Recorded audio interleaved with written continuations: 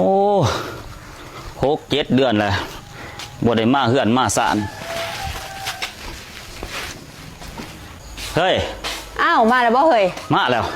ไปอ้าวสิไปไสเข้าห้องจี้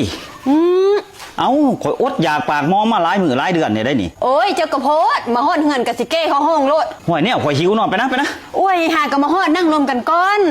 โอ้ยข่อยอยากแห้งอีหลีได้นี่ได้ก็เข้าใจอยู่ดอกว่ายากหันก็นั่งก่อนว่าแต่ท้องเจ้าน่ะมันสมันยังน้อยคือเก่าแท้ธรรมดาเจ้าถือผ้า8-9 เดือนน่ะมันท้องมันต้องใหญ่ตัวเฮ้ยโอ้ยสิให้มันใหญ่จังได๋เฮ้ยเคยรู้ลูกแล้วเท่านึงเอ้าคือว่าจังซั่นเป็นหยังจังรู้อยู่นี่เอ้าก็ไอ้เป่งข้างเงินเห่าหั่นดิย่างต่ำค่อยๆล้มค่อยก็เลยรู้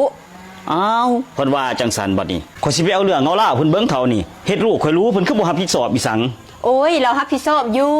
แล้วมันรับผิดชอบจังไดล่ะเราก็เฮ็ดลูกแทนเฮาหั่นติเฮ้ยมันเฮ็ดจังไดโอ้ยเราเที่ยวมาหาค่อยกูคืนนึง 4-5 เทื่อบ่ได้หันความเราเอาใจใส่ค่อยเราเที่ยวมาพอดี 4-5 เดือนค่อยจังว่าได้ถือผ้าใหม่สรุปแล้วเจ้าถือผ้าเลยตินี่แม่นค่อยถือผ้าแล้วได้เดือนปลายได้นี่ลูกเฮานี่เฮ้ยโอ้แสดงว่าหมอนี่เป็นคนดีอยู่แม่นเราเป็นคนดีเราเฮ็ดผิดเราก็รับผิดชอบโอ้ดีแล้วกะสันแต่ว่าช่วงมันมาหาเจ้าหันนั่นคืนนึงจักเทื่อบ่ 4-5 เทื่อพุ่นใด 4-5 เทื่อพุ่นบ่แม่นโอ้แสดงว่าหมอนี่ความพยายามสูงเติบเนาะแม่นเราเอาใจใส่อีหลี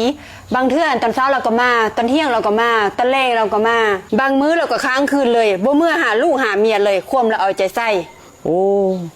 ดีแล้วกะสันถือว่าดีแหละโอเคหมอนี่